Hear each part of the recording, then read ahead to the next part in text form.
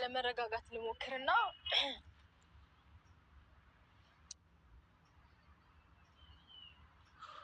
የተፈጠረውን ነገሮች በሙሉ አይታችኋል።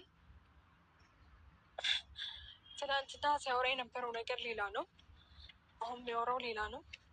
ትናንትና ምንም አልተጻጻፍንም ላሳየሽ፣ አሁን ደግሞ እሱን ቴክስት ላሳየሽ። ከተደለተበት ውስጥ ወጥቶ ነው አሁን የተገኘው። ከየት መጣ? እኔ ጋር የሆነ ነገር እንዳለ እርግጠኛ ሲሆን ነው የመጣው ያ ቴክስት። ወይኔ ጉድ! ሰው ግን ለምንድን ነው ለስህተቶቹ ምክንያት መደርደር ወይም ደግሞ የሆነ ነገር ለማሳመን መሞከር የማይደክመው? አልገባኝም። ማለት ቅርታ ራሴን እያመመኝ ስለሆነ ትንሽ ለመረጋጋት በዚህ ያህል ልክ ለምን